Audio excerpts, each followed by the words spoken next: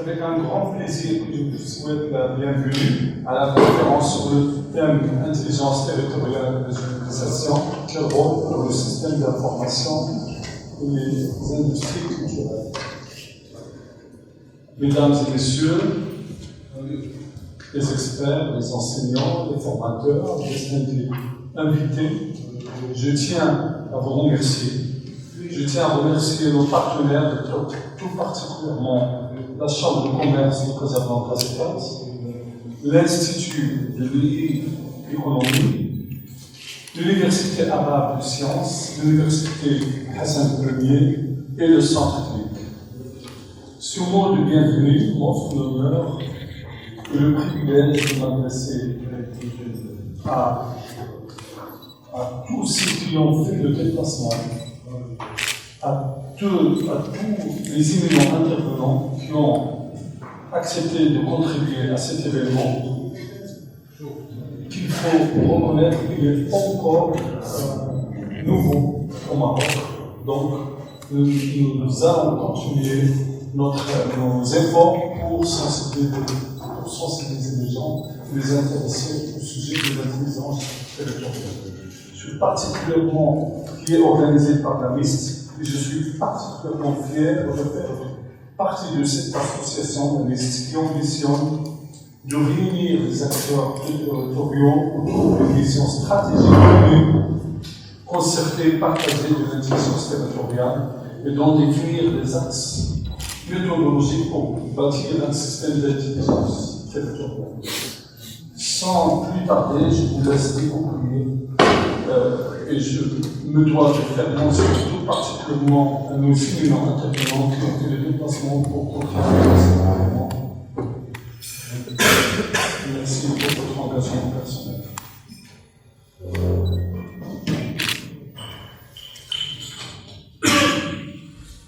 Alors, pour le programme, donc, tu peux apprécier.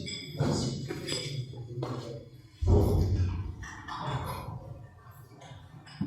Donc la première intervention, c'est M.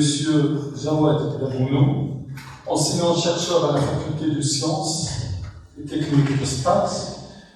Et le sujet va être territoire, information, technologie vers de nouvelles compositions.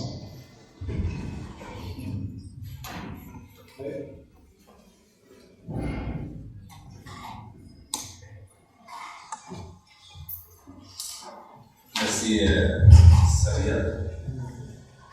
Donc à mon tour, je remercie l'assistance, mais surtout Michel Paul qui vient de France, de l'Institut d'économie. Il commence à devenir un institut du Maroc parce que c'est pas la première fois qu'on fait appel à lui et qu'il répond favorablement. On est très particulièrement fiers qu'il a accepté de participer avec nous à cet événement, de l'animer. Je remercie aussi mon ami Madi Guillaume, mais aussi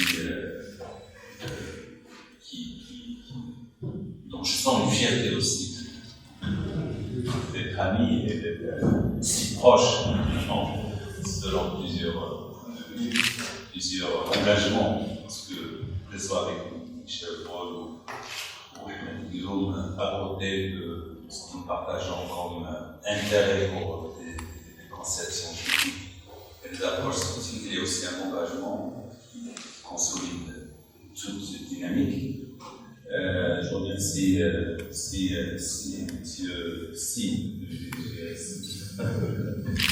Thierry Moniquet, Monsieur Thierry Moniquet, le franco-belge marocain. Ça fait beaucoup, mais on s'arrange. Et tunisien aussi.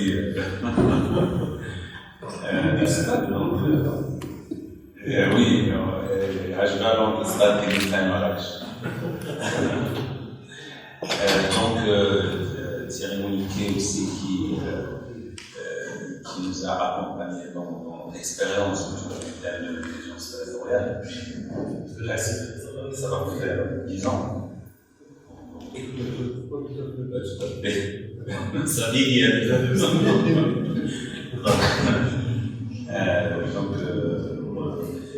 Ce qui est intéressant dans ce diversité d'intervenants, c'est les profils qui sont très différents, mais que la problématique des transformations que nous vivons, le territoire, la problématique aussi du territoire, des villes, des pays, d'économie réunissent. C'est peut-être aussi, je l'espère, un exemple à suivre, probablement par la Université de Stade et par l'Université de Maroc. Je vais parler de ça dans mon intervention, je le dis parce que réunir autour d'une table, une conférence, un sociologue, un homme de l'art, un critique du cinéma, un mathématicien, un informaticien, un polytechnicien, économiste, historien, tout ça c'est Michel Paul. Et j'ai certainement été engagé et un économiste, stratège, homme de terrain, comme il va faire un petit peu sa présentation après pour éclairer son intervention. C'est pas dans nos habitudes de réunir des profils aussi différents pour parler de problématiques scientifiques. Donc j'espère qu'on va continuer sur cette manière de faire. Donc moi je vais intervenir autour du territoire et je préférais intervenir au début parce que je savais que les autres, si j'interviens à la fin, ça sera beaucoup plus presque inutile. J'essaie de commencer. Donc je vais essayer de définir des concepts qui vont être selon différents angles par les différents intervenants. Donc je vais parler du territoire, de l'information, de la technologie et de comment on peut les combiner pour favoriser le développement des territoires. Donc voilà, je commence par la notion de territoire. Par définir, essayer de donner une définition de la notion du territoire et surtout son articulation avec l'information et la technologie. Donc depuis Sun et probablement certainement avant, pour identifier le territoire, pour le protéger, pour conquérir le territoire, on avait besoin de simple et puis d'utiliser des technologies, des techniques militaires. D'ailleurs, je pense que Michel Paul va en parler. Il est difficile de dissocier l'homme de la technologie. Moi, je passe aussi à la technologie. Mais le mot territoire, aujourd'hui, il acquiert d'autres conceptions. Je vais en définir. Le plus important, c'est le souci de contrôler le territoire est toujours présent. Et de contrôler le territoire par la technologie et par l'information est toujours présent. Les services de renseignement, c'est pour contrôler le territoire, mais il est beaucoup plus présent aujourd'hui puisqu'on parle de Smart City et la Smart City, c'est essayer de contrôler, de comprendre, de s'informer sur ce qui se passe dans le territoire pour essayer de le gérer d'une certaine manière, d'informer les citoyens pour qu'ils se déplacent, gérer la mobilité pour gérer leur consommation d'énergie. Et donc l'information et la technologie ici, ils sont utilisés ensemble pour favoriser une certaine manière de voir le territoire et de vivre le territoire. Mais bien sûr, cette manière de faire et de voir n'est pas toujours partagée par tout le monde, n'est pas toujours acceptée par tout le monde. Donc, avoir un territoire contrôlé n'est pas toujours accepté. Dans le genre, on voit le territoire.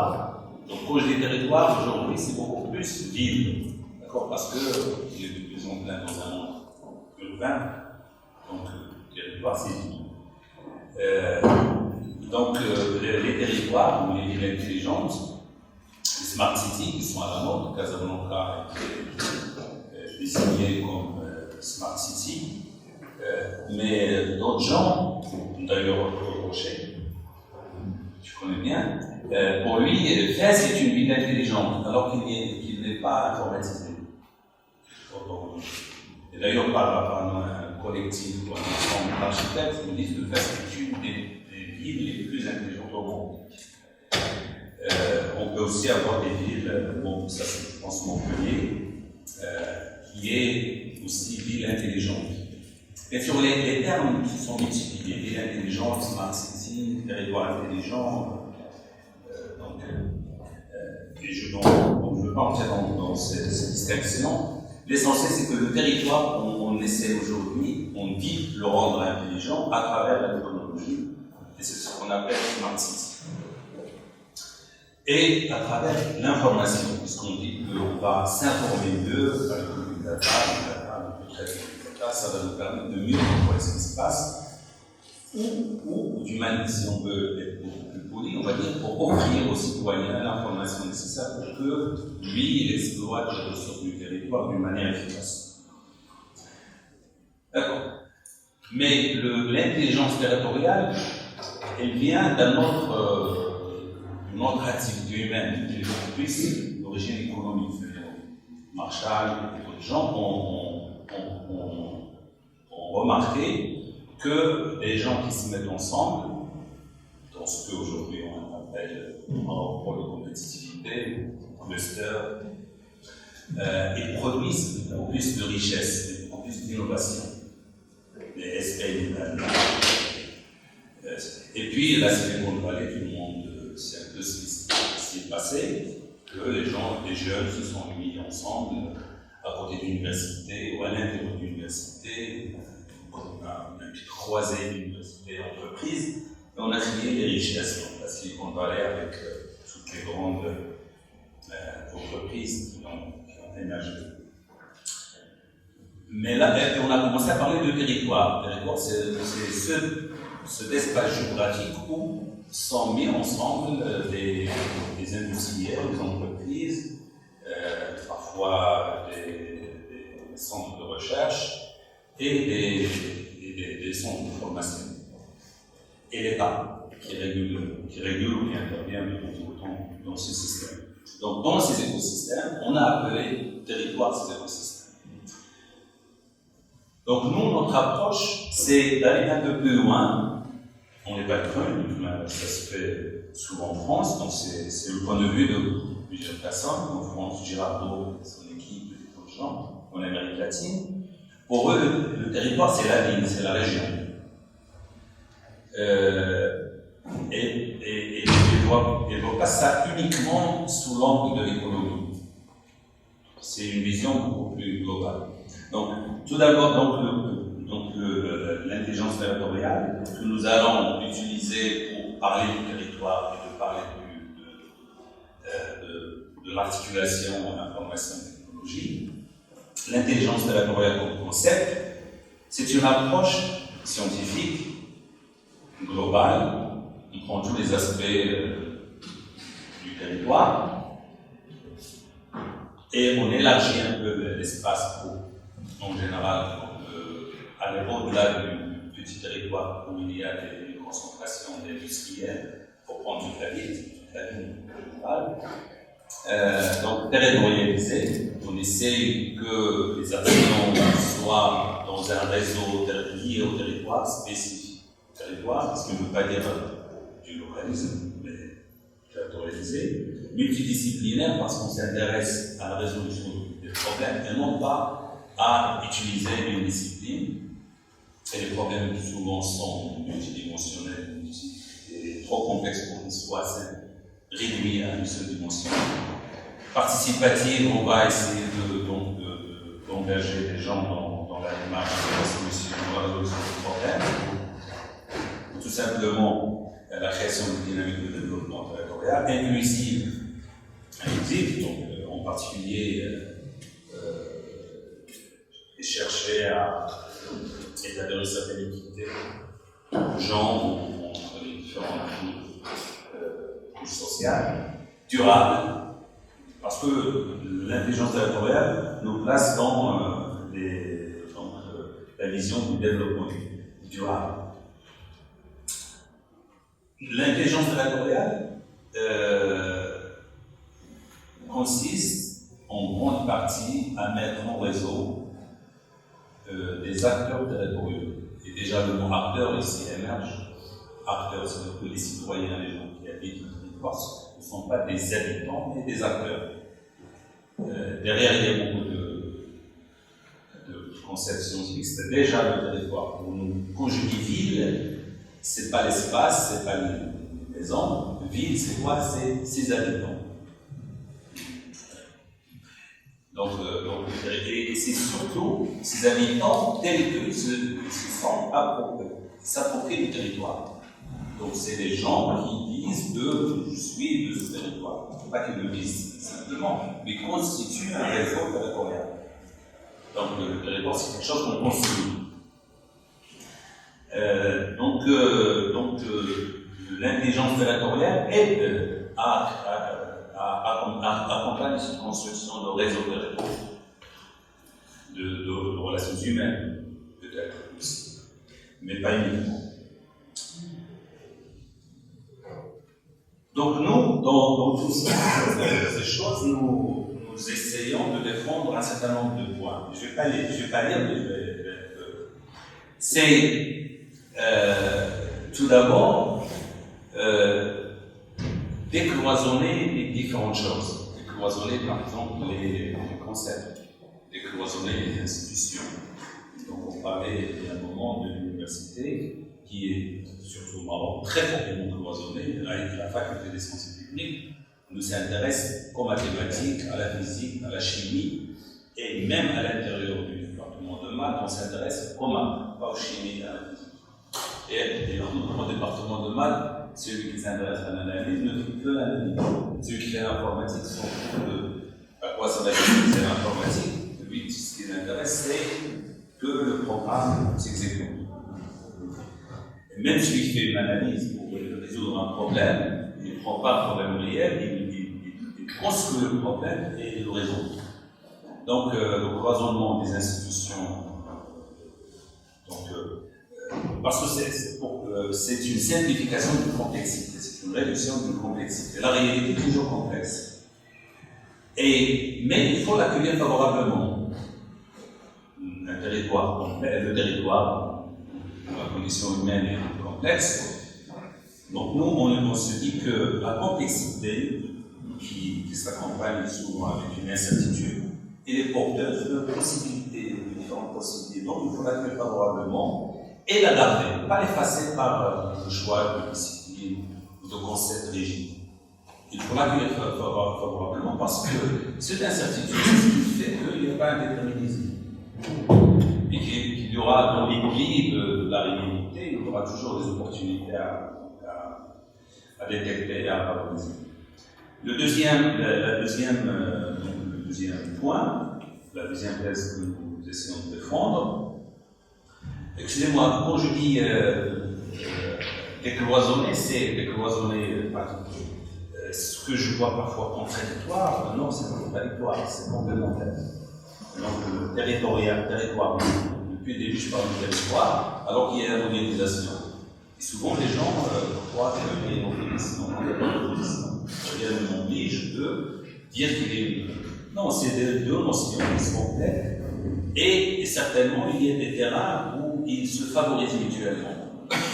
L'État-nation et le territoire, la même chose. Le top-down et le bottom-up, ils se complètent, etc.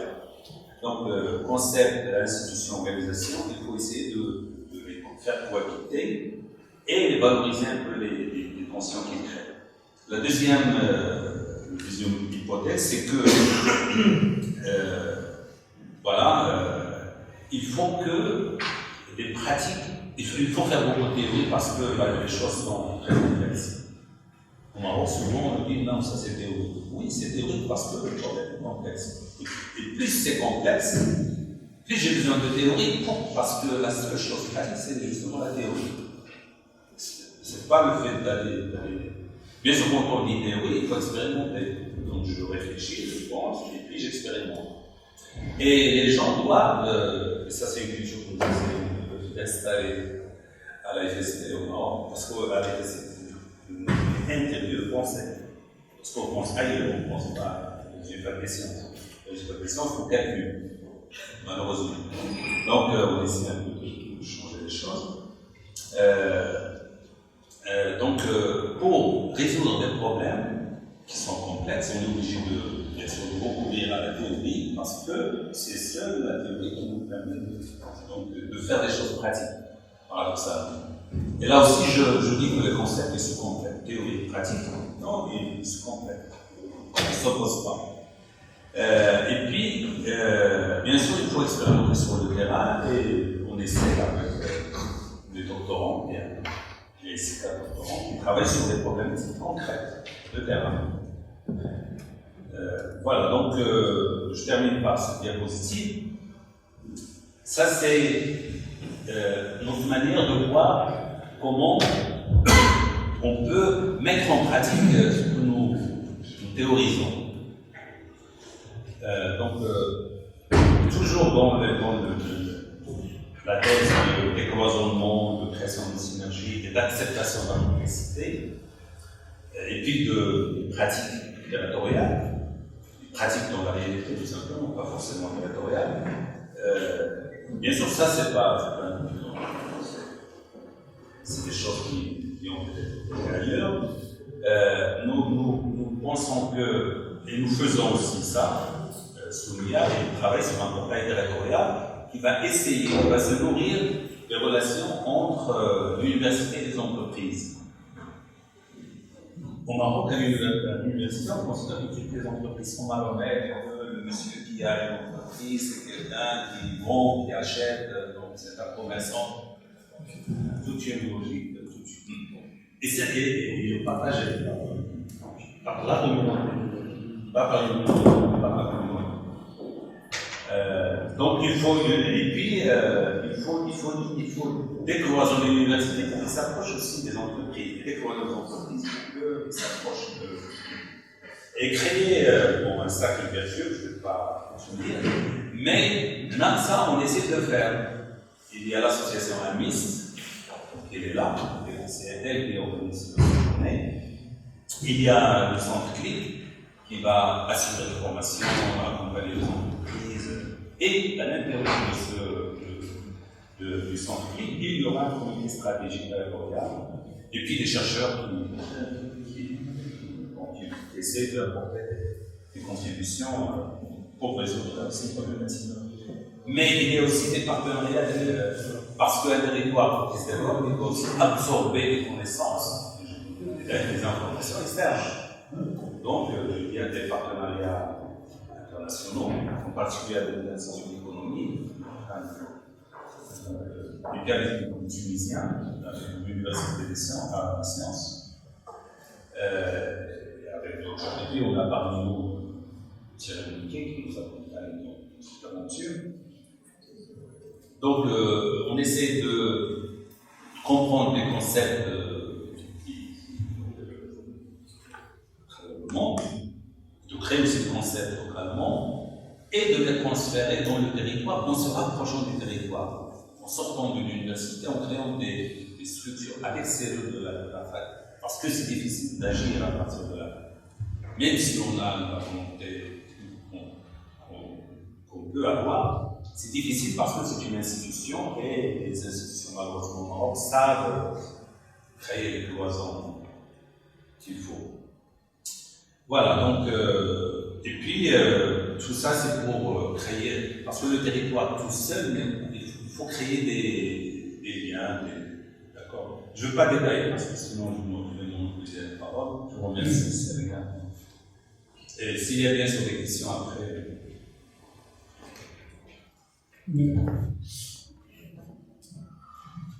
Merci Zawad pour ce cadre conceptuel qui qui avait pour but principal la définition, qu'on se mette d'accord sur les termes, et qui a mis un point, qui a mis une évidence d'un point très très important, c'est comment casser le mur, comment casser les cloisons entre les parties prenantes, et principalement, chose qui manque ici, on va dire au Maroc, principalement, c'est la contribution de l'université, la contribution de différents partenaires pour qu'ils travaillent de façon collaborative. C'est-à-dire qu'on a beaucoup de travaux qui sont faits, on va dire, un peu séquentiels, mais pas collaboratifs. Donc, cette notion de réseau, cette notion de concept de la mise en réseau pour définir un territoire, voilà. J'invite M. Michel Roll, qui nous a honorés par sa présence et qui va nous parler une petite, si c'est possible, une petite présentation de ce qui c'est l'économie. Tout à l'heure, on parlait de l'arabe, de faute d'orthographe, etc. Donc, pour que les gens sachent que je ne suis pas trompé en écrivant économie.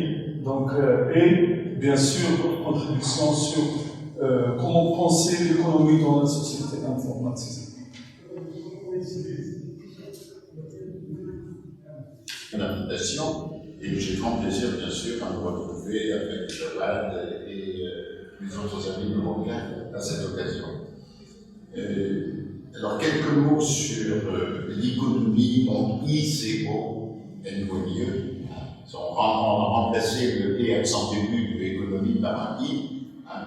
Donc, c'est un mot qui, dans l'étymologie, se rattache au grec. Vous savez, eikon en grec, c'est l'icône, c'est l'image. Nomos, là, c'est l'organisation, on peut dire ça comme ça. Et donc, ça désigne une économie qui s'organise autour de l'image qu'elle se donne d'elle-même. Et bien sûr, cette image, elle se trouve dans l'Internet, elle se trouve dans les serveurs web, elle se trouve dans la documentation à laquelle l'informatique donne accès. Une doublure imaginaire, une doublure imaginative sur l'Internet grâce à l'informatique. Et qu'est-ce qui se passe aujourd'hui dans les entreprises? Quand on se promène dans un immeuble d'entreprise, on voit des gens qui sont devant leur ordinateur, ou bien ils sont en réunion, si vous voulez, c'est l'un ou l'autre. Bon. Donc le temps de travail des personnes se passe pour moitié, une proportion devant l'ordinateur qui définit leur espace mental de travail. Et puis une autre partie en réunion, qui sont des échanges entre personnes.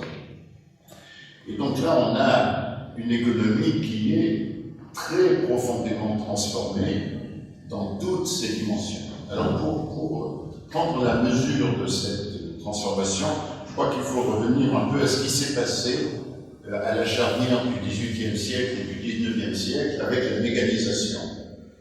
La mécanisation arrive, on commence à avoir des machines pour la filature et le tissage, puis un peu plus tard pour la sidérurgie, lorsque les chemins de fer ont commencé à développer, il a fallu avoir beaucoup d'acier. Ça a complètement transformé le fonctionnement de la société. Qu'est-ce qu'on avait avant la mécanisation? Eh bien, on avait des royaumes qui étaient essentiellement chacun un pays guerrier et un pays agricole. La société fonctionnait comme ça. La richesse, c'était le territoire, au sens du territoire agricole. On se faisait la guerre pour conquérir des territoires et avoir davantage de richesse. C'était comme ça que ça se passait. Arrive la mécanisation. Alors, ça a complètement changé la société, puisque avec la mécanisation arrive l'usine. Auparavant, il y avait quelques installations avec des moulins à eau. Enfin, c'était très peu de choses. L'usine dans laquelle on regroupe les machines et on fait venir les ouvriers pour travailler, on regroupe les machines dans les usines parce qu'elles sont fragiles. Elles sont fragiles, elles demandent beaucoup d'entretien, beaucoup de maintenance, puis en plus, il faut savoir s'en servir, il faut savoir les réguler, etc.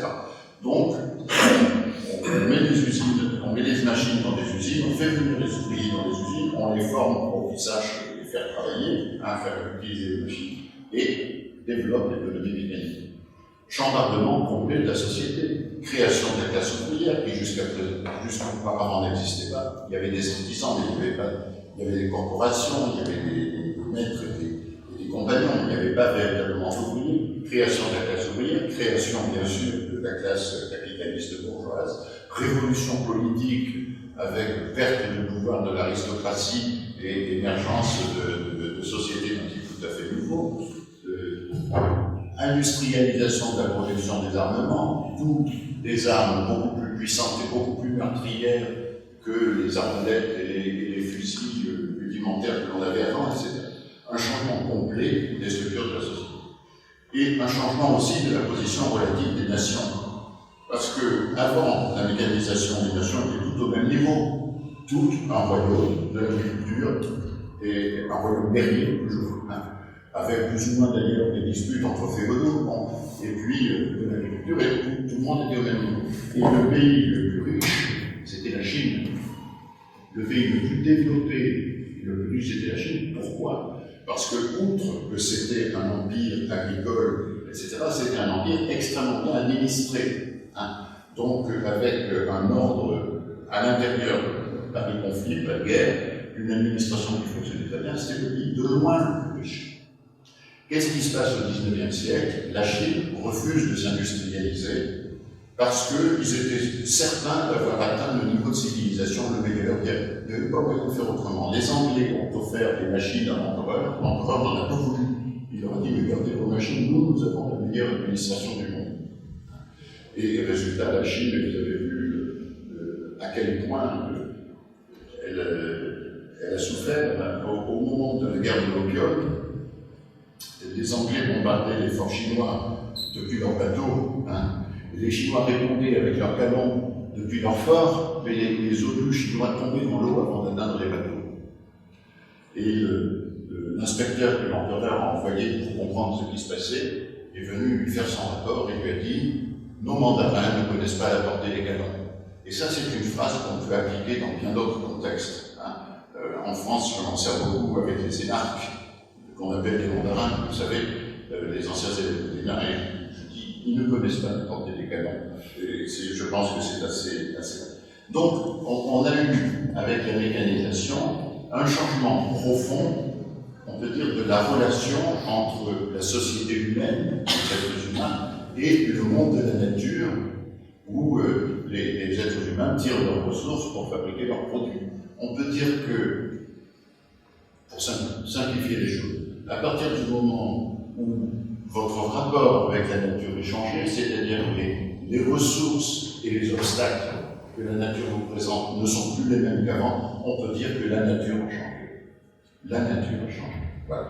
Eh bien, avec l'informatisation, nous avons une transformation de ce type. La nature à laquelle nous sommes confrontés, les ressources et les possibilités qui nous sont présentées ne sont plus les mêmes qu'avant.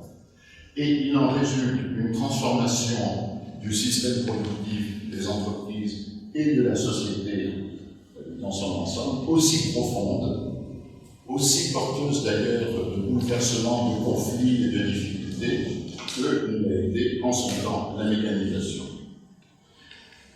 Alors c'est intéressant de prendre un point de vue sur l'entreprise. Quand je dis entreprise, je pense aux entreprises au sens exact du mot, mais aussi aux institutions qui produisent des services. Le système éducatif, on peut dire, c'est une entreprise au sens large, qui produit des gens formés. Le système de santé aussi, le système juridique aussi. Et donc, je prends le mot entreprise à un sens très large, qui est celui d'institution. Les entreprises sont des institutions au sens le plus général. Ces entreprises, donc, au sens général, sont confrontées avec l'informatisation à une société une nature qui n'est plus la même que celle qui existait en gros jusqu'en 1960, dans les années 70. C'est en gros dans les années 70 que l'informatisation commence. Il y avait de l'informatique avant, mais les entreprises s'en servaient pas. Donc c'est là que commence, vous savez, la notion de système d'information date de 1971, c'est précisément daté. L'Internet est arrivé dans les entreprises au début des années 1990. La bureautique est arrivée dans les années 80. Vous voyez, tout ça, ça s'est passé. Le début, vraiment, c'est les années 70. À partir des années 70, qui d'ailleurs sont en même temps la date avec la période de la crise pétrolière, donc un changement profond des conditions d'économie, la nature change. Elle change comment? Eh bien, il y a un premier phénomène qui est très frappant, c'est le fait que la ressource documentaire que nous offre l'informatique, ce qu'on trouve sur le web, et puis dans les entreprises, il y a aussi des documents de partage, des messageries, etc. Cette ressource documentaire, elle est douée d'ubiquité, elle est accessible partout dans le monde, elle est présente partout, au même point.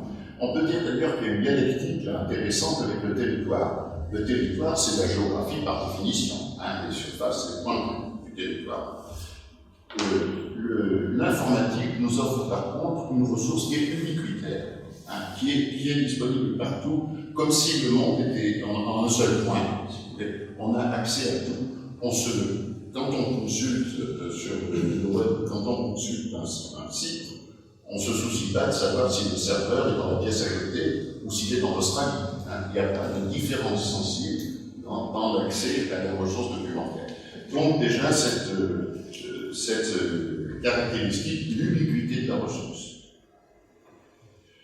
Cette ubiquité, d'ailleurs, elle est non seulement documentaire, mais elle s'étale jusqu'aux biens matériels eux-mêmes. Hein. Le transport par container ne pourrait pas se développer comme il l'a fait s'il n'y avait pas eu une gestion informatique des containers, des chargements, des indicateurs, l'automatisation des flux et de la manipulation des containers. Tout ça est très fortement informatisé. Et vous le savez bien sûr, cette automatisation du transport a diminué le coût du transport pour les biens non agricoles, qui ne pèsent pas trop lourd. Bien sûr, les bordures de trottoirs en ciment, ça c'est une autre histoire. Mais pour tout ce qui n'est pas trop lourd, le coût du transport a été pratiquement supprimé. Il a été divisé par 50, mais une division par 50, c'est presque une suppression. Donc, et les délais même du transport ont été très fortement raccourcis. Ce qui fait que finalement, cette ubiquité, elle existe non seulement dans l'espace documentaire que nous offre l'informatique, mais aussi en ce qui concerne les biens. Et vous voyez que ça change très profondément les conditions du travail et du commerce. Une autre des conséquences, c'est qu'à l'intérieur des entreprises, on le voit déjà maintenant, la tendance, c'est d'automatiser toutes les tâches répétitives. Toutes les tâches répétitives. Si vous avez vu le film de Charlot, La Béton moderne, vous voyez, Charlot, à un moment donné, il a des pinces et puis il sert des blonds, comme ça. Toute la journée, il sert 2 blonds, comme ça. Ça, c'est fini.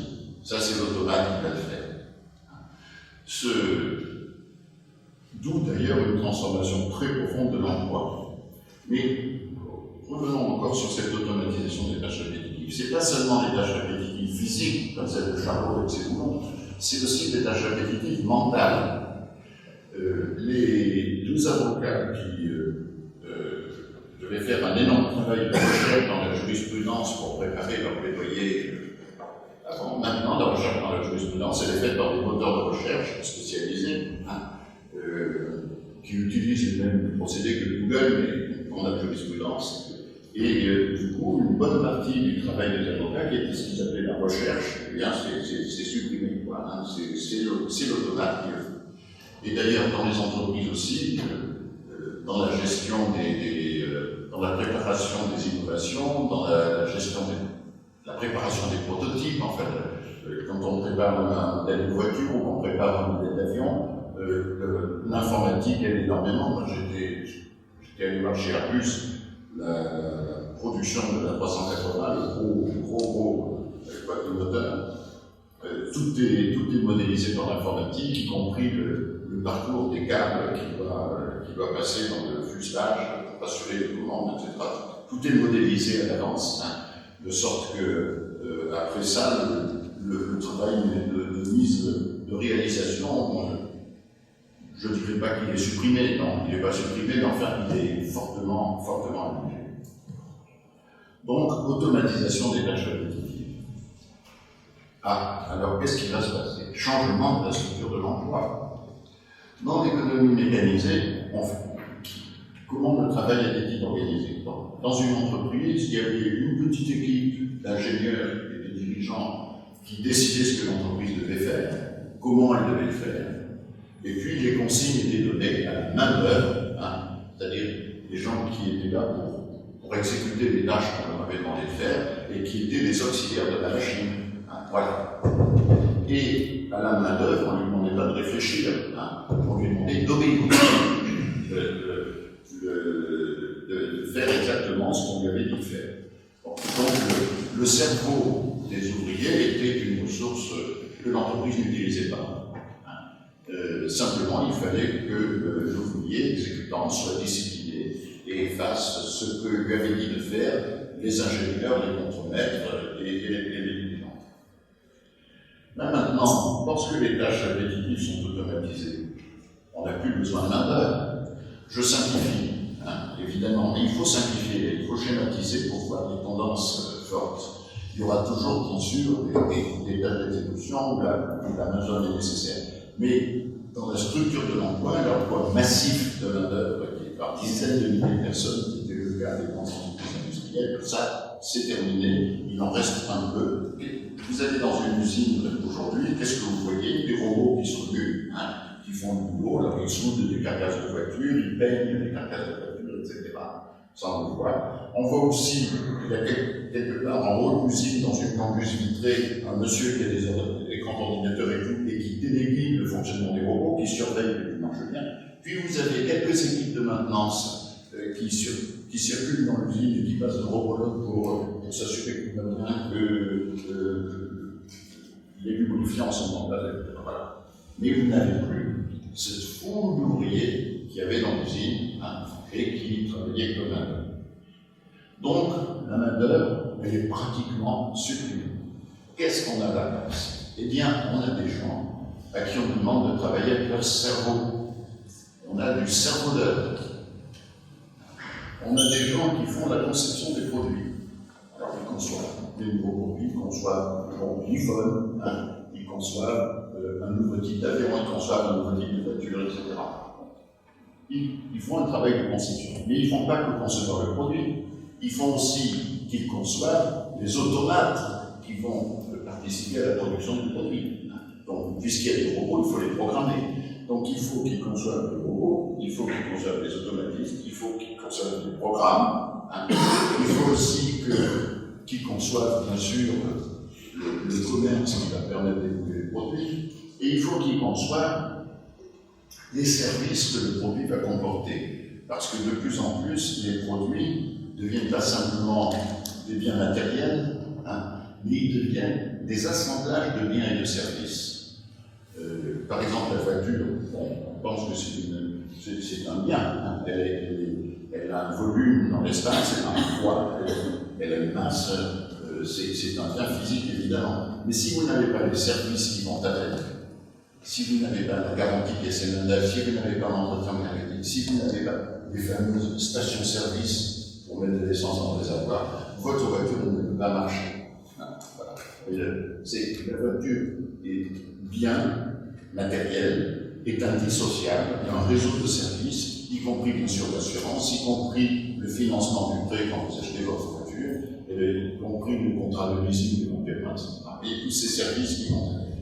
Et si vous regardez les produits de l'industrie actuelle, ce sont tous des assemblages de biens et services. Vous voyez, derrière l'iPhone, sur les services alimentaires, je peux téléphoner, mais il y a toutes les applications qui font avec, tous les services qui font avec, qui l'enrichissent et continuent de s'éteindre. Et si vous réfléchissez à tous les produits de l'économie contemporaine informatisée, ils sont tous très structurels. Alors, le cerveau d'œuvre va donc se découpler en deux catégories. Une catégorie qui est les concepteurs, ceux qui conçoivent les produits, et l'ingénierie de production qui va avec. Et puis, vous avez une autre catégorie qui va être les gens qui s'occupent de rendre face aux clients les services que le produit comporte. Et dans ces deux activités, l'intelligence est évidemment sollicitée. L'intelligence de la conception, c'est essentiellement une intelligence technique, proche de la physique, proche de la mécanique, des compétences en mécanique et en informatique, puisque le produit lui-même est fortement automatisé. Regardez les automobiles de plus en plus informatisées, c'est très représentatif aussi. Donc il faut que vous ayez ces compétences-là. Il faut que aussi, dans la conception, vous ayez des connaissances en marketing, puisque le produit que vous êtes en train de concevoir et dont la mise au point va demander quelques années, dans l'automobile c'est typiquement 5 ans, il faut qu'au moment où il arrive dans le marché, il réponde aux besoins des clients du jour. Donc il faut que vous soyez capable de comprendre la dynamique des besoins du client de manière à concevoir aujourd'hui un produit qui va le satisfaire dans 5 ans. Donc il faut que vous ayez une approche des besoins qui soit extrêmement fine, extrêmement intelligente, et ça fait partie aussi de la conception. Donc vous avez non seulement une ingénierie technique, une ingénierie informatique, une ingénierie commerciale, marketing, au sens noble du mot. C'est-à-dire que ce n'est pas le marketing pied dans la porte, publicité indiscrète, etc. C'est le marketing intelligent, compréhension des besoins du client et anticipation de ce que seront ses besoins. Anticipation aussi de ce que vont faire les concurrents. Parce que si vous présentez un produit qui est inférieur à celui de la concurrence au moment où il arrive sur le marché, vous êtes foutu. Donc il faut que vous ayez une analyse stratégique qui vous permette de vous positionner correctement dans le futur. Un exemple très intéressant, c'est la conception de cet engin iPhone. La manière dont Steve Jobs s'y est pris pour concevoir cette chose étonnante, qui à l'époque était une... Maintenant, ça a été copié par beaucoup de gens, mais à l'époque, c'était une innovation formidable. Alors, un des problèmes que présente cette économie-là, c'est qu'une énorme partie du coût de production se trouve dans l'investissement initial, celui que nécessite la conception.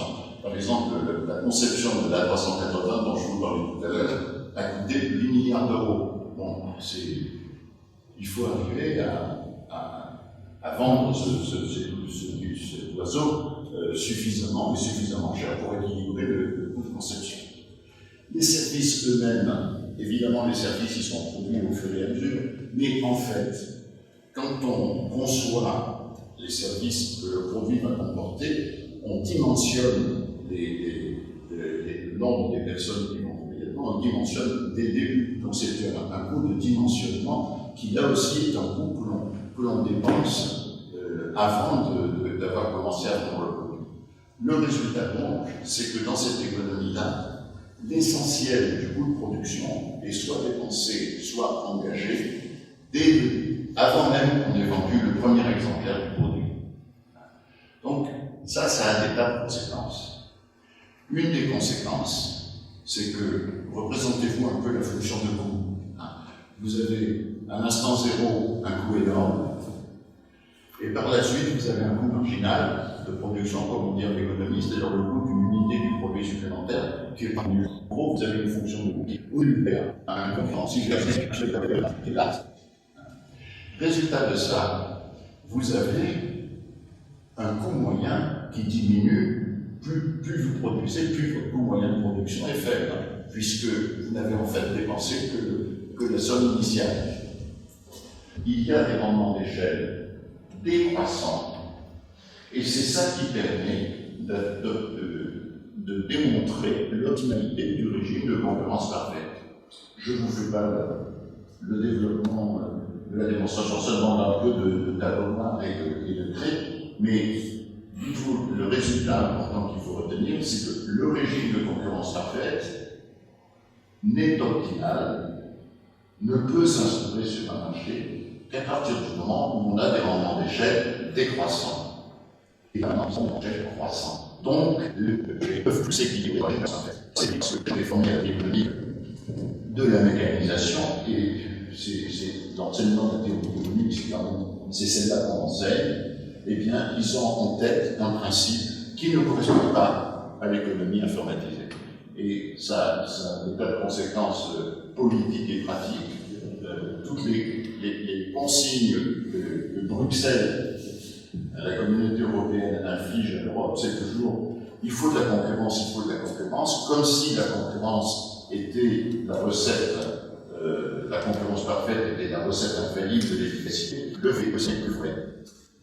Donc nous avons en France une double pression, celle de Bruxelles d'un côté et celle de Bercy, ministre de l'économie et des finances de l'autre, qui tous les deux restent fidèles à l'ancienne économie de cette société. Un groupe intellectuel. Donc le régime va pouvoir s'instaurer sur ces marchés où les rendements d'échelle sont croissants. Eh bien, il y a deux régimes possibles. C'est soit le monopole naturel, c'est-à-dire qu'il y a une seule entreprise qui s'impose sur le marché du produit, parce que comme elle est la plus grosse, eh bien son coût de production est le plus bas, puisque le coût de production c'est le coût initial divisé par quantité, donc la plus grosse a le coût le plus bas, et donc elle est en mesure d'interdire l'entrée des concurrents. Situation terrible, parce que c'est bien que les monopoles peuvent être tentés d'amener de leur. Une autre solution, c'est que si le produit en question se prête à une différenciation qualitative, et en fait, presque tous les produits se prêtent à une différenciation qualitative. Vous voyez, je regarde à une chemise avec du bleu et du blanc. Moi, j'ai une chemise avec du bleu, du violet, du blanc et du violet. Vous voyez, on a des chemises qui sont qualitativement différentes. Elles ne sont pas plus compliquées l'une que l'autre, elles coûtent à peu près la même chose à produire, c'est pas la question, mais elles sont différentes. Donc, le produit chemise peut se diversifier en variétés qui correspondent à des goûts différents. Voilà. Jawad a préféré cette jolie chemise, il a préféré ça. L'origine dans laquelle les produits sont différenciables, on peut diversifier le produit de telle sorte qu'ils correspondent à des segments de besoins différents. Donc on a une conception du marché très attentive à la diversification des besoins et on va répondre à des segments de besoins, on va définir des variétés répondant à des segments de besoins. Ça, le régime d'équilibre de cette économie-là, c'est le régime de la concurrence monétaire. Pourquoi? Parce que entre variétés différentes, les entreprises qui produisent des variétés différentes sont concurrentes devant les clients qui sont indifférents de variétés. Vous voyez, il y a des gens qui, au fond, ça leur est égal, comme je dis bleu, je dis et ils regarderont le prix. Et selon, alors là, on est en concurrence par le prix à la frontière pour les clients qui sont indifférents entre les deux variétés. Par contre, pour les clients qui sont décidés de faire des par rapport à cela, on est en position de monopole. Donc on est en monopole à l'intérieur du segment, on est en concurrence à la frontière du segment. Alors quelle va être la stratégie des entreprises dans ce contexte? Ça va être de conquérir des segments qui disent, de conquérir des concurrents. Pourquoi? Parce que les concurrents ne sont pas manchots. Vous voyez, Apple est un monopole sur le marché de téléphone avec cet écran commode et puis cet écran tactile commode, etc. Ils étaient les seuls à le faire. Donc, Cocagne, ils ont gagné énormément d'argent à ce moment-là. Et puis, ça avait Samsung, Nokia, Huawei, etc. Et qui ont visé des segments différents, parce que vous pouvez préférer le système d'exploitation d'Apple ou vous pouvez préférer le système d'exploitation de Samsung. Vous avez des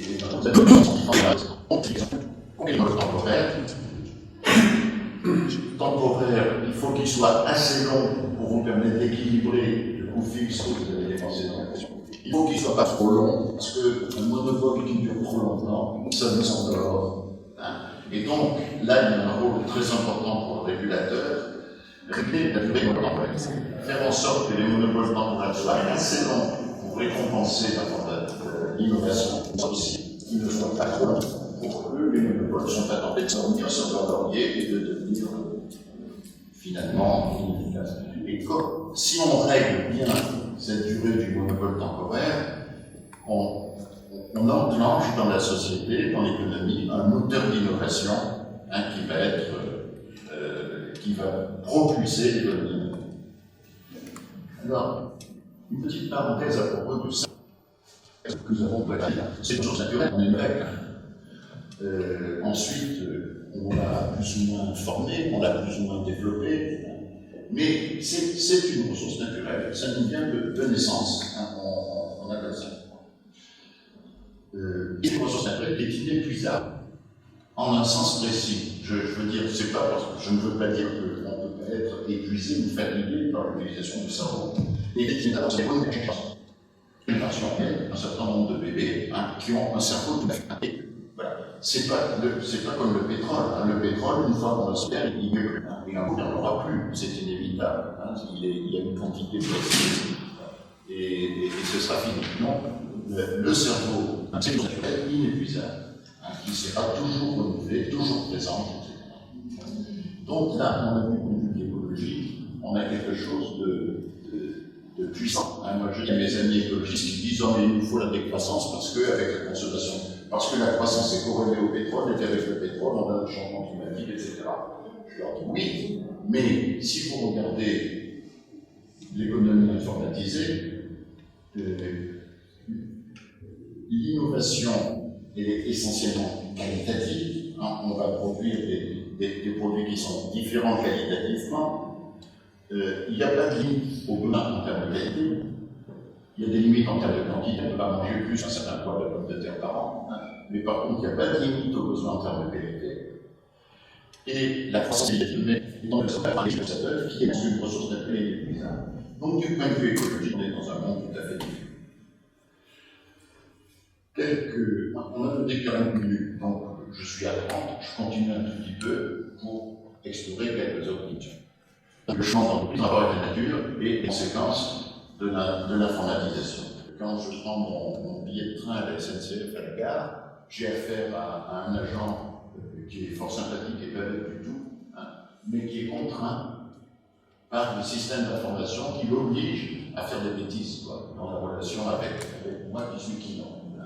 Est-ce que ça peut être qu'une économie informatisée pleinement efficace? Ça n'est pas l'économie actuelle, puisqu'on voit les bêtises qui se font dans les entreprises.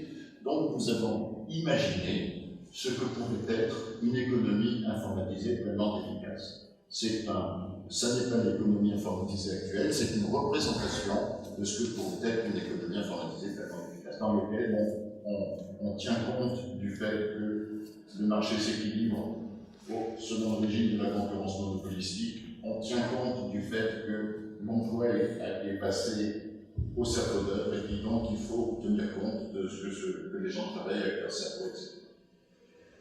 Et donc, cette économie informatisée efficace, par hypothèse efficace, nous l'avons appelée économie.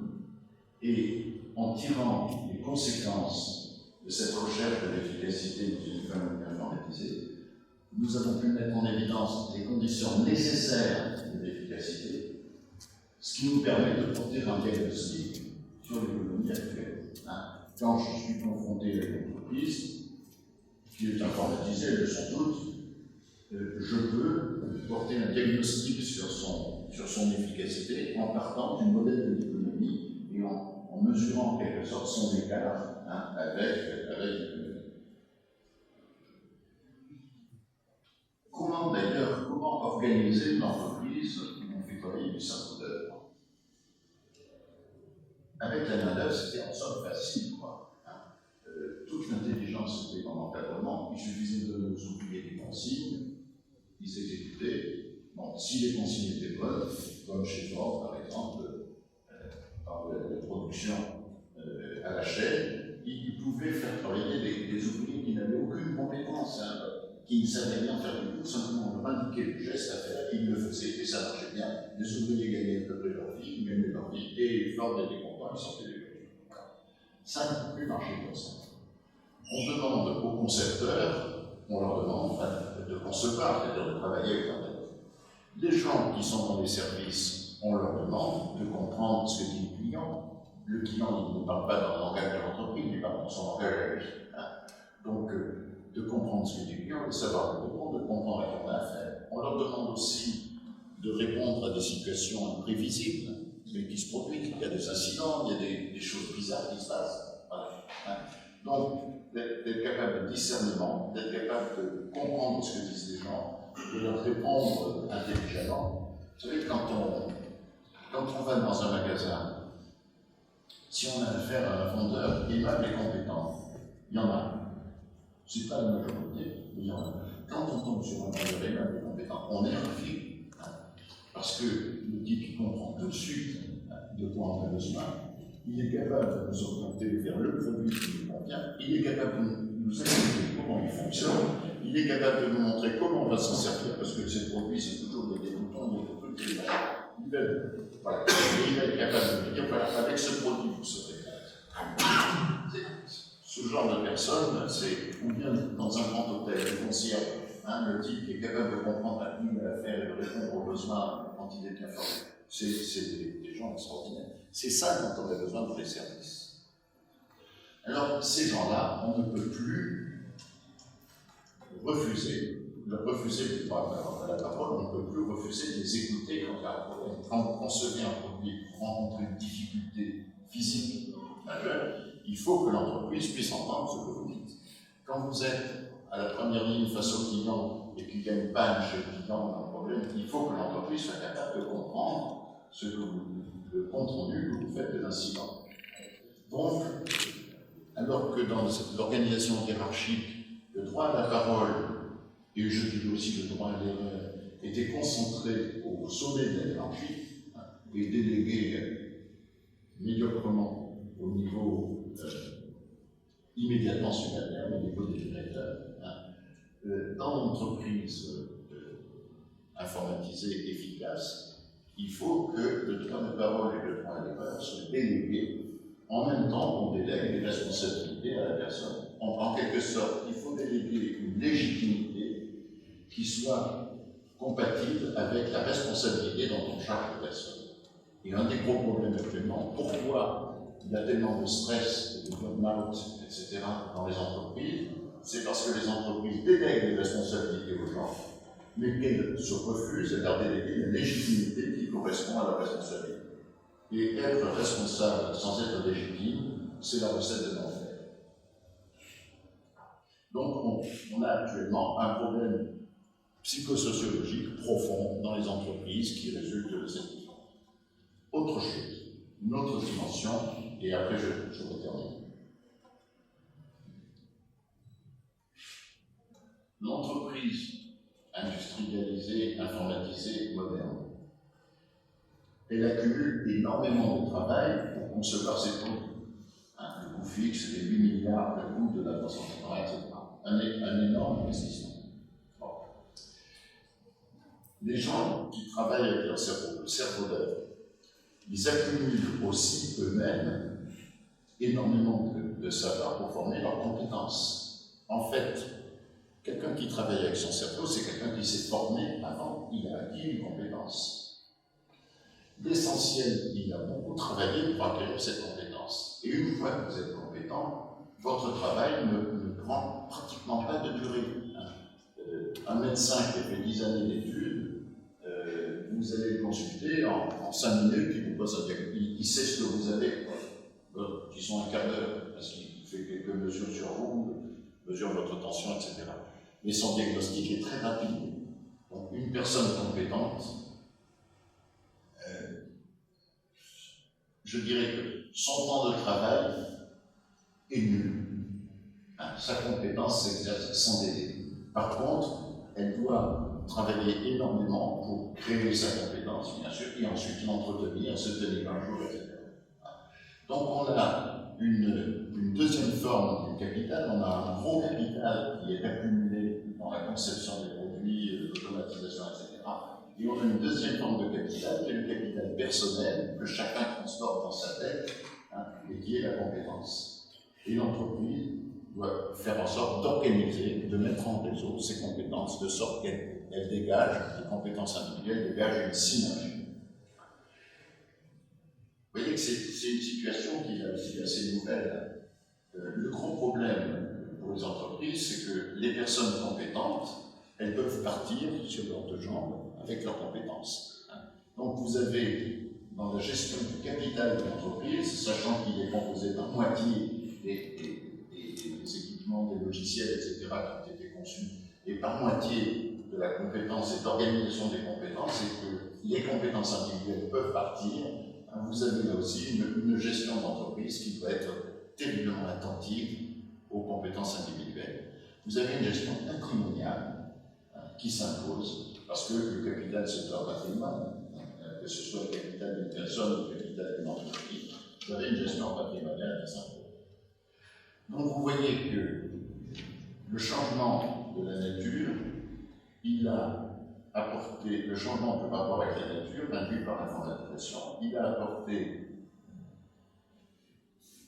une économie fortement patrimoniale dans laquelle le capital, le travail accumulé finalement, est devenu beaucoup, le travail accumulé soit dans la conception, soit dans les compétences, est devenu beaucoup plus important que le flux du travail lui-même. C'est le travail est essentiellement manipulatif, ce qui fait qu'on peut dire, pour schématiser les choses, que le capital au sens du travail accumulé est devenu le facteur de production essentiel. Ensuite, vous avez du point de vue du management et de la gestion, vous avez ce problème du passage au cerveau d'œuvre et de la délégation de légitimité que ça impose.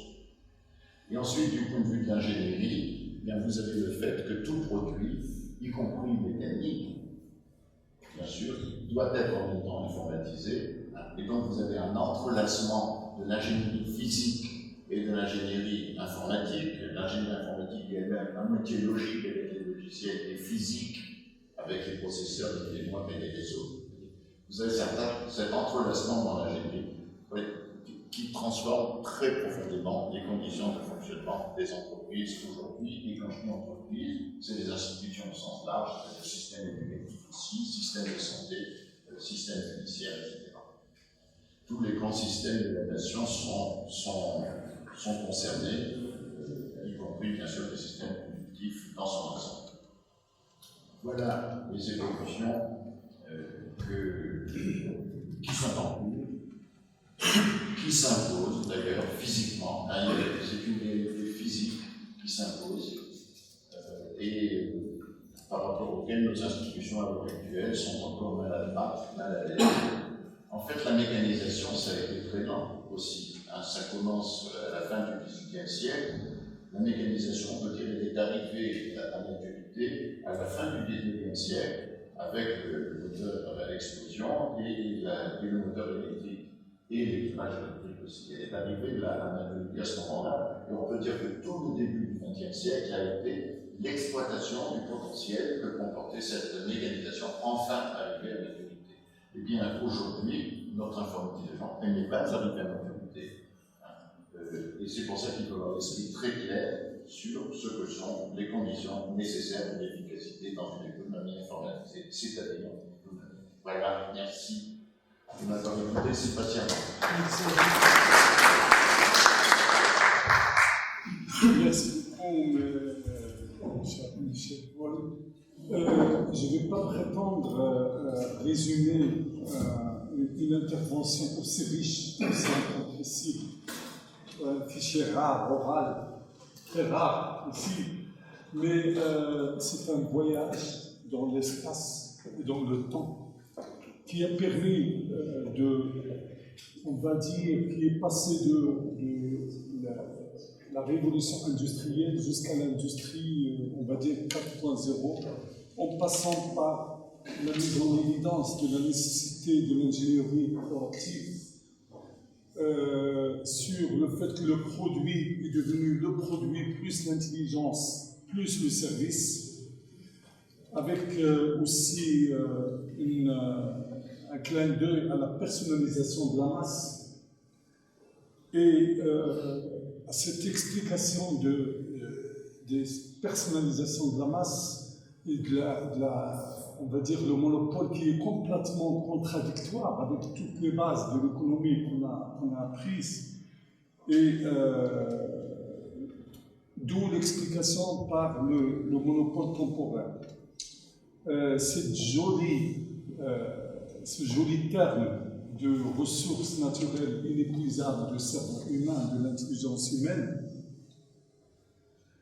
Pardon. Très bien. Ce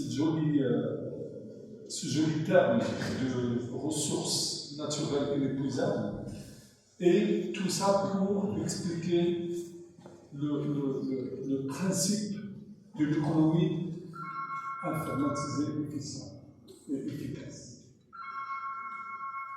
J'ai dit c'est un voyage dans l'espace et dans le temps, on va dire, je ne sais pas combien de dimensions je peux dire, mais ça me permet de faire la transition à une personne que j'aime, que j'adore, que je suis content d'être à côté de lui.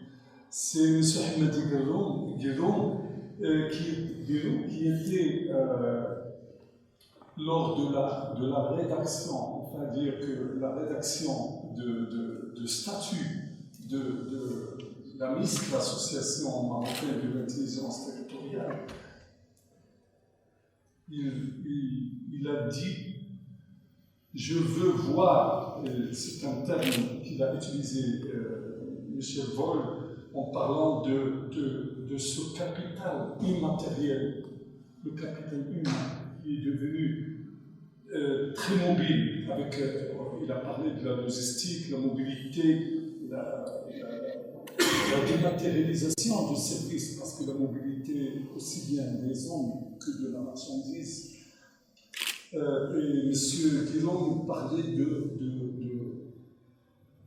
l'homme. Il a dit, je veux tout ce que vous dites, tout ce que vous faites comme action, je veux voir l'homme. Parlez-moi de l'homme d'abord avant de parler de la technologie. Donc, avec toutes les dimensions que nous a données M. Voll, c'est pour ça que je parle de l'espace-temps et de nombre de dimensions. J'invite notre sociologue, notre expert international en management stratégique, notre intellectuel, M. Guillaume, à intervenir.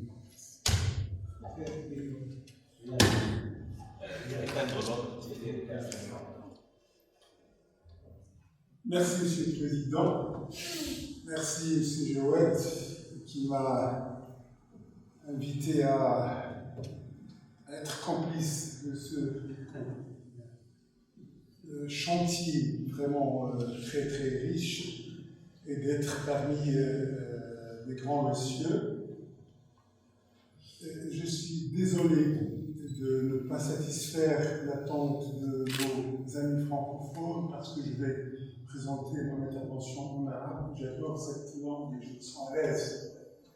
Mais quand même, je vais essayer de, si Monsieur le Président peut m'aider un petit peu pour résumer. Et juste faire une petite présentation. Je vais développer mes réflexions sur 3 ou 4 éléments très intéressants pour moi, qui sont d'abord, je viens de recevoir de M.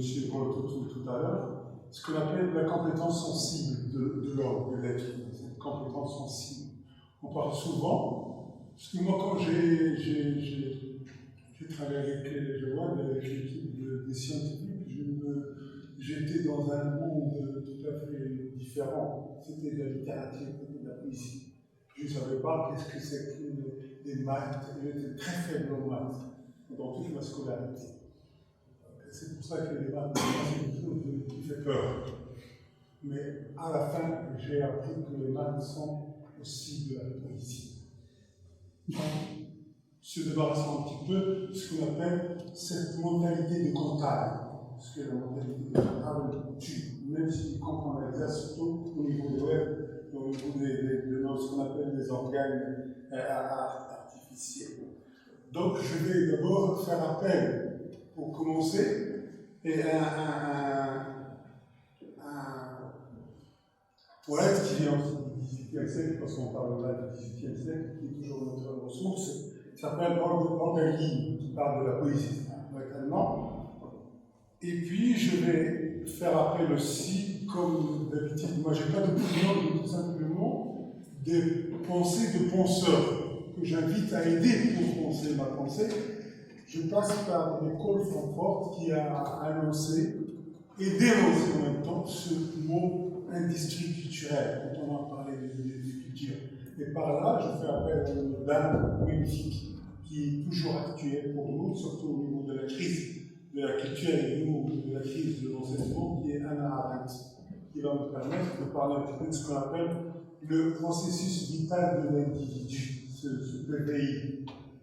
Et puis, je vais terminer par une expérience de presque 36 ans, ici à Casablanca. Comment essayer de gérer la culture la mémoire et l'imaginaire dans cette ville qui n'a plus d'âme, qui n'a plus de cœur. Est-ce qu'on peut se permettre aujourd'hui, au début du XXe siècle, de stopper, de faire le cri de ce mur, de faire le cri allemand, de dire, d'ouvrir la bouche et de dénoncer. Donc voilà, donc je commence par cette petite phrase dans le dernier. الذي يدعون فيها نسكن العالم كشعراء أو نسكن العالم شعراء. نسكن العالم شعراء. فكلمة السكن والعالم وشعراء. نسكن هنا تطرح السؤال مع غاستون باشلار عن السكن. بالنسبة لغاستون باشلار كي يوصي لا سيونس اكزاكت ما معنى السكن؟ ما معنى المأوى؟ ما معنى البيت؟ وهذا السكن هو الذي يسمح لي أن أتكلم عن العالم. ما معنى العالم؟ خصوصا وأن الأنثروبولوجيا تخبرنا أن هناك أناس بلا عالم. أناس sans monde, n'a pas de monde. وهناك أناس خارج العالم. وهناك أناس لهم عالم. إذن هذه ثلاثية بلا عالم وخارج العالم ولهم عالم تطرح السؤال حول من هو الشاعر. هولبرغي يتكلم عن الشاعر يقول بشكل بسيط c'est quelqu'un qui essaie de faire entrer les hommes dans les mots pour essayer de lier avec notre intériorité. Trois métaphores. هذا الرجل وهذا الكاهن الذي يحاول أن يدخل الكلام في الفجر في الفجورات في الأفجار يربط بين الكائن البشري والعالم الخارجي. هذه العملية معناها هنا أن المسألة مرتبطة بمسألة الحس والشعور. ونحن نعرف جميعا أن القرن الثاني عشر اشتغل على العقل وأعطى كل قيمة للعقل ومن ثم قهر الطبيعة وامتلكها وحولها إلى طاقة ووصل إلى ما وصلنا إليه الآن مع M. Michel Vol qui nous parle maintenant d'intelligence de cerveau. هذا العقل الذي هو عقل براغماتي مفروض عليه أن ينتج النجاح. لن ينتج إلا النجاح. كل عقل لا ينتج النجاح يعتبر العقل. من هنا تأتي مدرسة فرانكفورت لتقول أن هذا العقل الذي أنتج النجاح وحده فقط هو عقل أخطأ وأنه أنتج في نفس الوقت الكون. فعندما أعود الآن أنا إلى القرن الثامن عشر وأستفيد مما قدمه بومغارتن وما قدمه كانت وما قدمه هيجل فيما يخص اكتشاف معرفة جديدة نسيها الناس.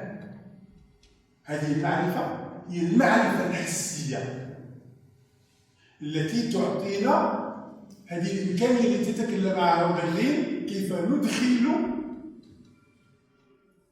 العالم الخارجي بفجره إلى كينونتنا وبالتالي نطور ما تكلم عنه maintenant عن ما يسمى la compétence du cerveau. ويمكن أن نتكلم عن une compétence de sensibilité. Il faut qu'on crée cette compétence capitale sensible. Parce que c'est le seul moyen qui nous permet de vivre ensemble. هنا أعود إلى كلمة سكن والعالم. ما معنى السكن ومعنى العالم؟ السكن هو السقف، هو هذا المكان الذي يكون بيت، قد يكون شارع، قد يكون قرية، قد يكون مدينة. ولكن هذا الشارع والقرية والمدينة كما قال سانت Augustin, c'est pas avec les pierres qu'on peut construire une maison ou une ville, mais c'est avec les âmes. هذه الأرواح هي التي تساعدنا على بناء هذه الأعمال. من هنا تصبح أن هذا الذكاء الحسي à travers cette intelligence sensible qui va nous permettre de constituer ce qu'on appelle le home, le chez-soi. Et c'est par la force qu'on habite le monde que le monde peut nous habiter ici. C'est pour ça que Gaston Bachelard parlait souvent de qu'on portait toujours sa maison avec soi. Donc là où on va, il y a mon chez-moi avec moi. Donc la carte, la géographie n'est plus tout simplement l'autre, mais c'est moi. C'est pour cela qu'à travers ce capital de sensibilité, il n'y a plus de frontières géographiques. Le monde, on peut déjà le dire avec Bachelard avant que les gens nous disent que le monde c'est une rien, ça rien. On l'a déjà dit avec Bachelard. Parce que كلما تحركنا فهناك بيتنا معا. وهذا ما c'est ce qui a permis aussi à Tarkovsky, quand il a installé sa maison en plein forêt, dans un lieu magnifique, ce qui l'a poussé à brûler cette maison. Parce que quand il a installé cette maison a installé une frontière. Comme les chiens qui boulent avec le Khalifa de Nélo, c'est interdit de rentrer parce que c'est mon chez-moi. Et c'est à partir de ce noyau de petites maisons de chez soi qu'on installe les frontières.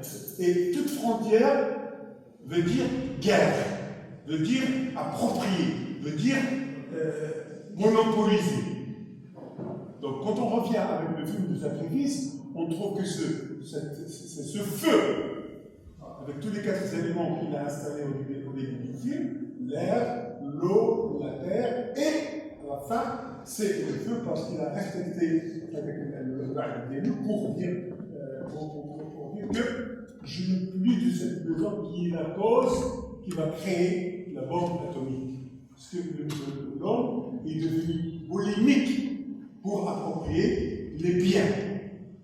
Donc les biens ne se trouvent plus à l'extérieur, le bien se trouve à l'intérieur. Qu'est-ce que c'est? Le bien, c'est du beau qui dure. Donc, cette recherche du bien intérieur peut remplacer les biens extérieurs. C'est une balance. Au fur et à mesure qu'on a du vide intérieur, on a envie d'accumuler. Je pense que l'exemple qu'on donne pour la bourgeoisie, cette bêtise bourgeoisie, quand il essaie d'accumuler des tableaux partout, et quand on vérifie est-ce qu'ils ont vraiment une certaine aisance mystique, je peux dire, ou esthétique à l'intérieur, on trouve que c'est vide. C'est pour ça qu'ils s'exposent. Et on trouve même dans notre société, nous, en Maroc, que pendant les fêtes maintenant, les femmes changent 3, 4 fois, 5 fois, 6 fois leur caftan, pour montrer qu'ils sont, qu'ils sont fines, qu'ils sont élégantes. Tout cela est dû à un manque de compétences sensibles internes qui est par un cumul d'intérêts. Je crois que déjà Marguerite Duras a fait écrit Hamouna, il faut nous aider à se débarrasser de cette boue blanche. C'est le temps de la céramique et tout ça. Donc, à partir de cela, je peux dire que en créant notre espace intime, plein de poésie, et quand je dis poésie là, ce n'est pas des recueils de poèmes, ce n'est pas des poèmes. La poésie, c'est une vision du monde. C'est cette réception du monde qui va nous pénétrer. C'est ce qu'on appelle ce jaillissement, cette lumière qui jaillit des gens, des lieux, des objets, des choses qui nous pénètre. Et c'est ça la culture. Ces objets-là qui deviennent gisements de lumière et de sensibilité ne sont plus consommables, ne sont plus des produits d'intérêt rapide. Je crois que là, je suis avec Kant et bien compris défini qu'est-ce que c'est que le beau. Donc, le beau, c'est une satisfaction sans intérêt. Je peux parler de ce qu'on appelle l'utile, parce que je consomme, parce que j'ai besoin de sucre, et l'agréable, parce que j'ai envie d'une jouissance, c'est agréable. Mais quand je dépasse l'utile et l'agréable, c'est là où intervient le beau. Ces objets-là, ces lieux, ces gens, qui deviennent quelquefois icônes ou symboles d'une autre image. Je parle, monsieur Paul parlait tout à l'heure de l'image. Bergson a aussi utilisé ce mot image pour dire quelle est la différence entre l'être de tous les jours qui consomme et qui produit pour consommer, et d'où la machine industrielle utilise pour puiser les recherches, et l'homme sensible. Cet homme sensible reçoit ce qu'on appelle l'image cristal, au lieu de l'image latérale, des objets qu'on lui passe à travers la publicité.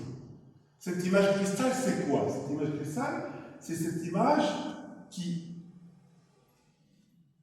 vient à travers l'objet et qui crée en même temps trois images en même temps, qui est l'image souvenir, l'image mémoire et l'image virtuelle. C'est Proust. Si vous avez lu la recherche du temps perdu, la Madeleine, cette relation de la Madeleine avec Proust, quand il consomme la Madeleine, c'est pas tout simplement la Madeleine, c'est l'image de sa maman. Et c'est comme cela que la Madeleine devient un symbole pour vivre avec sa maman et avec le monde entier. Parce que l'image cristal fait appel à ces trois images qui sont l'image souvenir, et l'image mémoire, et l'image virtuelle. Et c'est cela qui va nous faire la différence entre quelqu'un qui vit une vie plate, qui a besoin d'un flux matériel pour consommer et jeter, et ça devient jetable, et pour une satisfaction presque éthique, morale, mystique, qui pense à l'autre. Et c'est à ce moment-là que l'autre ne devient plus belligérant ou ennemi, mais il devient au contraire celui à qui je dois créer ce qu'on appelle, ce que Axel Honneth appelait l'A'teraf, la reconnaissance. Enfin, la philosophie de la reconnaissance nous impose que ma dignité n'est dignité que par la dignité de l'autre. Mon existence n'est existence que par l'existence de l'autre. Et c'est comme ça que, à travers cette relation de compétences sensibles, qu'il va se créer un lien entre les gens pour vivre ensemble, pour créer ce qu'on appelle le monde, cette habitation en poète.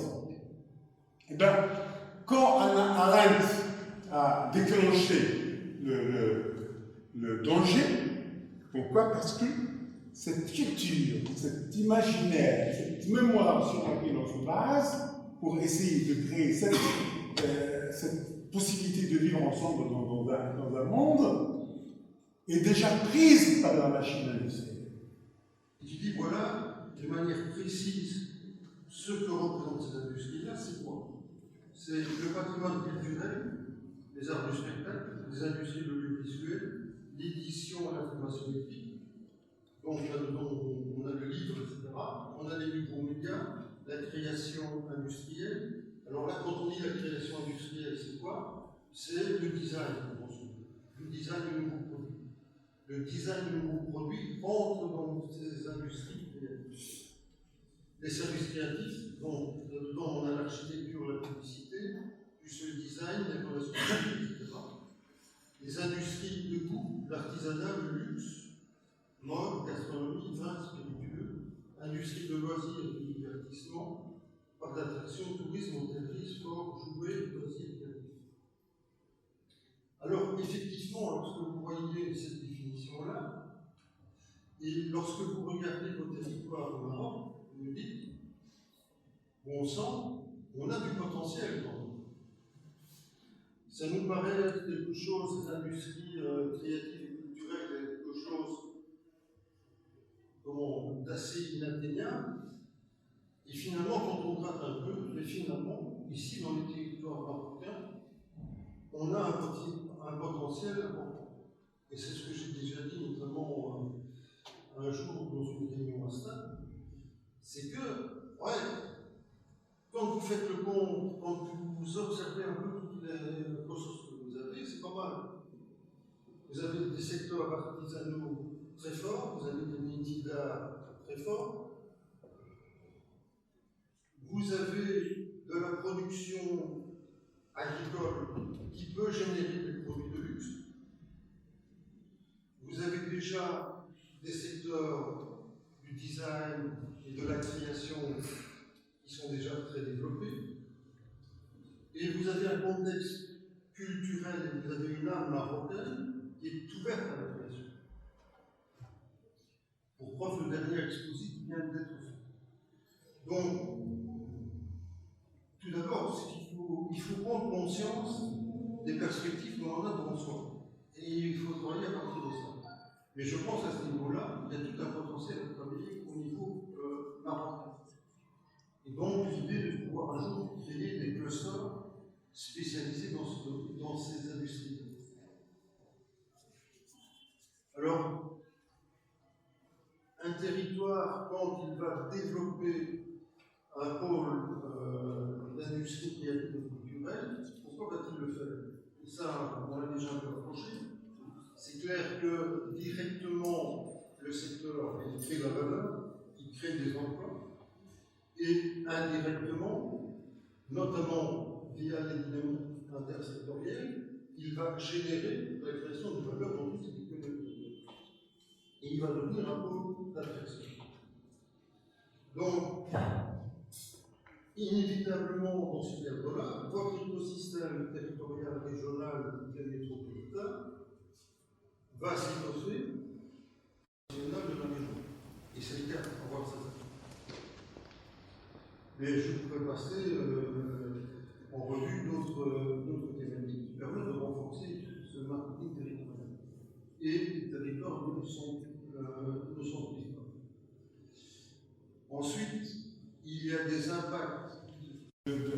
Avant même de toucher à l'outil du pierre jusqu'à l'organe artificiel. Et à côté de ce travail, et par le travail, il y a une dignité. Depuis je ne sais pas combien. Chez nous au Maroc, on parle souvent de Mrat Grel, Mrat Mouja, on attache toujours le nom du métier à l'homme, Chouafa. C'est le travail qui installe cette. Je ne peux pas dire cette dignité, mais quand même ce statut. Et après le travail, bien sûr, il y a du sommeil, il faut faire des enfants. Nous, les Marocains, on fait des enfants que pendant la nuit. Parce qu'on est assez nombreux à la maison, donc il faut que tout le monde se taise. Donc, dans le sommeil, il y a chaque étire. Donc, après le sommeil, il y a quoi? Il y a les loisirs.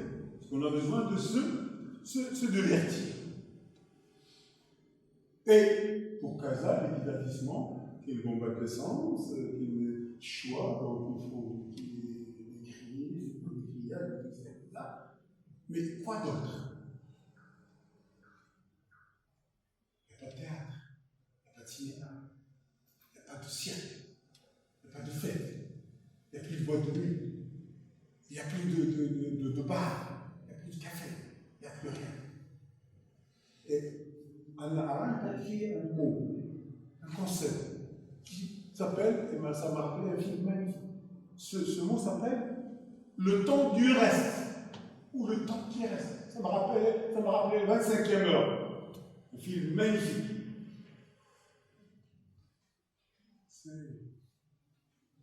J'ai oublié l'acteur. C'est-à-dire que j'ai un grand et donc, maintenant, on travaille, on dort, on a des loisirs, mais il n'y a plus de temps de culture. Parce que la culture, elle est déjà poussée vers la machine du divertissement. Et au fur et à mesure que la machine bouge, on est affamé à ce divertissement, cette boulimie de divertissement, en croyant que c'est de la culture. Et surtout si cela passe par la télévision. Et on dit souvent que la télévision est la culture de celui qui n'a pas de culture. Et on commence à banaliser ces éléments culturels à tel point où il n'y a plus aucune efficacité, donc il n'y a plus d'intelligence, il n'y a plus de beau.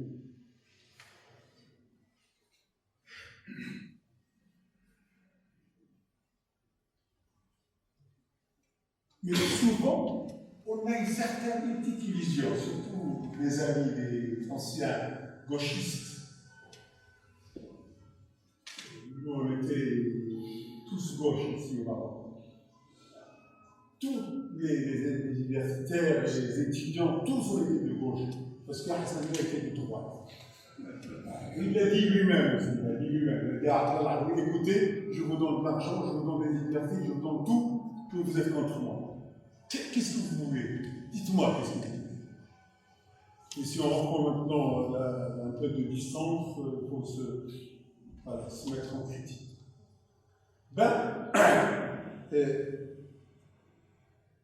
En pensant à ça, et ce qui se passe maintenant avec les télévisions, avec l'État qui subventionne le cinéma et qui subventionne le théâtre aussi, on disait qu'on est en train d'installer ce qu'on appelle une culture de masse. C'est parce qu'on est tous des fils de Marx et de je ne sais pas qui. Mais on adore la masse. La culture de masse. Je crois que cette relation entre qui c'est Lénine et le poète Mayakovsky, voilà. Donc il a écrit un poème magnifique, extraordinaire, il a dit écoute, ramenez-le. Ils ont ramené Mayakovsky, et puis écoute, tu as écrit sur l'amour. Quel est ton bien-aimé? Alors, viens, il lui a donné 2 recueils, un pour lui et un pour elle, et le reste, il faut tout brûler. C'est pas le temps d'homme. C'est pour ça que Tarkovsky a quitté la Russie pour aller en Suède et en Italie. Donc, cette culture de masse fait l'illusion de la culture. Ce n'est pas de la culture. On peut parler de démagogie, on peut parler de je ne sais pas quoi, et je crois, même avant ça, Goebbels a essayé de faire ça. Pour créer l'intelligence, pas tout simplement d'une ville, mais d'un monde. Mais il a créé selon Lénine Levenstein. Quand tu lui as donné presque le financement qui dépasse même le financement de l'État, des militaires, pour créer les films qui continuent toujours et qui ont ce qu'on appelle l'esthétique nazie. Ce sont les dieux des stades. Là où Hitler annonce que moi je suis l'héritier des Grecs. Revoir ce film, vous allez trouver que les Levenstein, il a travaillé tout ce qui est cet effondrement de cette civilisation, il est en train de la rassembler jusqu'où il arrive au lanceur de disque. Il l'a fait bouger, il lui a collé sa croix gammée, il a ramené un petit peu quelques éléments d'Orient, cette croix gammée qui ne s'arrête pas, une cloche, je ne sais pas quoi, et un aigle peut-être de Zeus, Il a créé le nouveau Dieu. Et cette culture que Leni Riefenstahl a essayé de divulguer en 1936 pendant les Jeux Olympiques, où tout le monde était là, il n'y avait pas de télévision encore, il n'y avait que le cinéma, a permis à Gaulle, chaque fois les gens, je caresse mon respect. Donc c'est pour cela que l'importance de la culture, l'importance de cette compétence sensible en parallèle avec la compétence rationnelle du cerveau peut nous aider quand même à créer ce qu'on peut appeler une vie intelligence, pas seulement au niveau de la raison, mais aussi au niveau des sentiments et au niveau des relations humaines. Et je crois que sans les relations humaines, on ne peut pas aller